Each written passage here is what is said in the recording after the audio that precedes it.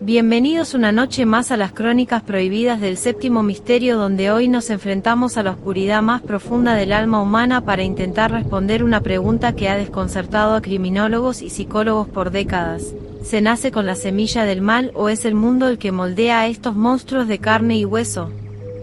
Acompáñenme en este descenso a los abismos de la psique criminal mientras desenterramos los expedientes de los 7 depredadores más letales que han caminado sobre la Tierra. Seres que convirtieron la existencia de cientos de personas en una pesadilla sin retorno y que dejaron una marca de sangre imborrable en la historia.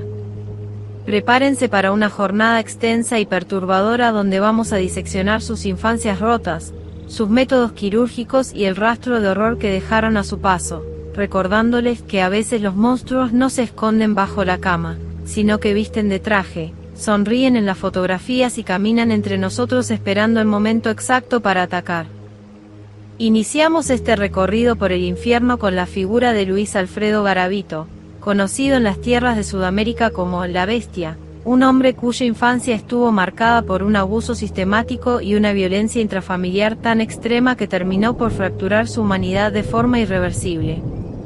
Nacido en 1957 en Colombia, Garavito pasó de ser una víctima de maltrato a convertirse en el violador y asesino serial de niños más prolífico del que se tenga registro, confesando el asesinato de casi 200 menores, aunque las cifras reales sugieren que las víctimas podrían superar las 300. Su método consistía en disfrazarse de monje, vendedor ambulante o indigente para ganarse la confianza de niños en situaciones vulnerables, a quienes llevaba a parajes desolados para someterlos a torturas que desafían cualquier descripción ética antes de degollarlos con una frialdad que heló la sangre de los investigadores que finalmente lograron capturarlo en 1999.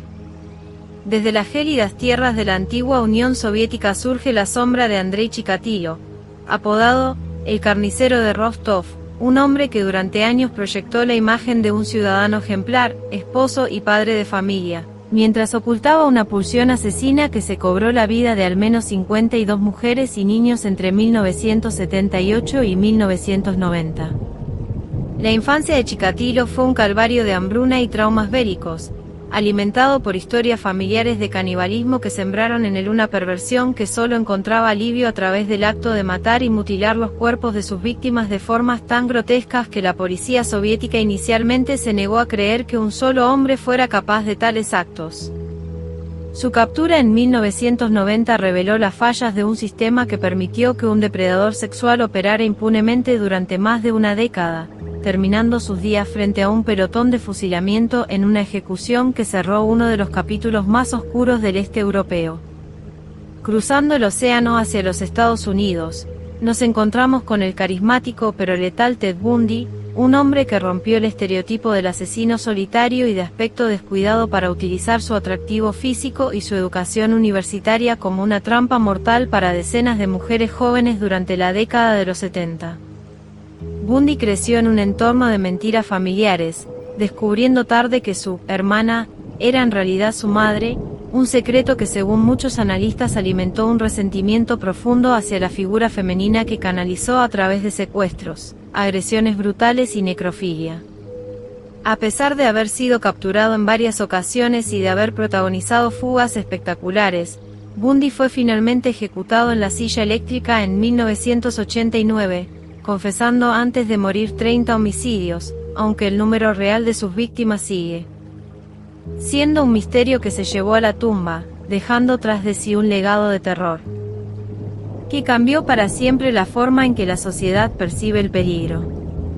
En la lejana China, el expediente de Jiang Xinai, apodado el asesino monstruo, nos revela a un depredador que operaba bajo el manto del anonimato más absoluto, recorriendo provincias enteras para entrar en casas de campesinos durante la noche y masacrar a familias completas mientras dormían. Jiang, quien había pasado años entrando y saliendo de campos de trabajo por delitos menores, desarrolló un odio visceral hacia la sociedad que lo llevó a asesinar a 67 personas entre los años 2000 y 2003, utilizando hachas, martillos y palas con una eficiencia aterradora. Su falta de un motivo aparente más allá del placer de matar y su capacidad para desvanecerse en la inmensidad de la China rural lo convirtieron en una pesadilla nacional hasta su captura y ejecución rápida, dejando una pregunta abierta sobre cuántos depredadores similares podrían estar operando en las sombras de las naciones más pobladas del mundo sin ser detectados. El caso de John Wayne Gacy, el payaso Pogo, nos traslada a los suburbios de Chicago, donde un respetado contratista y animador de fiestas infantiles ocultaba bajo el suelo de su propia casa los restos de 33 jóvenes que habían caído en sus redes de engaño y poder. Gacy, quien sufrió el desprecio y la violencia de un padre alcohólico que lo llamaba maricón por su naturaleza sensible, desarrolló una personalidad dual donde la respetabilidad social servía de escudo para sus impulsos sádicos y su necesidad de control absoluto sobre sus víctimas. Durante años, el olor a descomposición que emanaba de su sótano fue ignorado por vecinos y autoridades, hasta que la desaparición de un joven de 15 años en 1978 llevó a un registro que reveló la fosa común en la que se había convertido su hogar, terminando con la ejecución de Gacy en 1994 y dejando una cicatriz permanente en la psique colectiva estadounidense. En la Gran Bretaña del siglo XIX, la leyenda y la realidad se mezclan en la figura de Marian Cotton, una mujer que desafió la noción de que el asesinato serial es un territorio exclusivo de los hombres, utilizando el arsénico como su arma silenciosa para eliminar a 3 esposos, una amante y hasta 11 de sus propios hijos. Cotton, motivada por los pagos de seguros de vida en una época de pobreza extrema, se movía de pueblo en pueblo cambiando su identidad y dejando un rastro de muertes por fiebres gástricas, que nadie se atrevía a cuestionar hasta que su propia codicia la llevó a cometer un error que alertó a un médico local. Su ejecución en 1973 marcó el fin de una de las asesinas más prolíficas y calculadoras de la historia, recordándonos que el peligro a menudo viste con ropa de hogar y se sirve en una taza de té, demostrando que la ambición y la falta de empatía no conocen de géneros ni de épocas. Regresando a Rusia, nos encontramos con Alexander Pichushkin, el asesino del tablero de ajedrez, un hombre que se propuso la macabra meta de cometer 64 asesinatos, uno por cada casilla del tablero, operando principalmente en el Parque Vitsevsky de Moscú.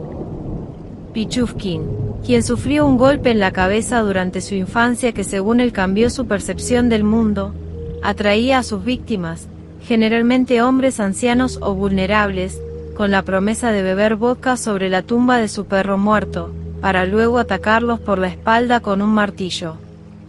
Su captura en 2006 reveló a un hombre que no sentía arrepentimiento, sino orgullo por sus actos, llegando a declarar que una vida sin matar para él era como una vida sin comer, subrayando la existencia de mentes que ven el asesinato no como un crimen, sino como una necesidad biológica y una forma de alcanzar una superioridad distorsionada. La historia de Pedro Alonso López, el monstruo de los Andes, cierra este círculo de horror con un relato que parece sacado de una pesadilla gótica, operando a través de Colombia, Ecuador y Perú para violar y asesinar a más de 300 niñas durante finales de la década de los 70. López, quien fue abandonado por su madre prostituta a temprana edad y sufrió abusos brutales en las calles y en prisión, se convirtió en un cazador nómada que aprovechaba la falta de comunicación entre las fronteras para desaparecer tras cada crimen. Lo más aterrador de su caso no es solo la cifra astronómica de víctimas, sino el hecho de que tras ser capturado y cumplir una condena mínima debido a las leyes de la época, fue liberado y su paradero actual es un misterio absoluto, planteando la inquietante posibilidad de que uno de los asesinos más letales de la historia siga caminando libremente en algún lugar del mundo.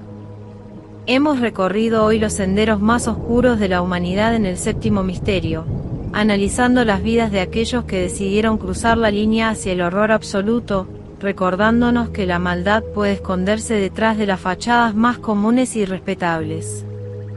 Estos casos nos obligan a mirar de cerca las grietas de nuestra sociedad y a preguntarnos una vez más, ¿se nace con la semilla del mal o es el mundo el que moldea a estos monstruos de carne y hueso? Gracias por acompañarnos en esta profunda y perturbadora investigación. Si este contenido ha resonado con ustedes, Les invito a suscribirse al canal, activar la campana de notificaciones y compartir este vídeo para que la verdad sobre estos expedientes negros nunca sea olvidada. Buenas noches y manténganse alerta, porque a veces el misterio más grande no está en lo desconocido, sino en la persona que tenemos justo al lado.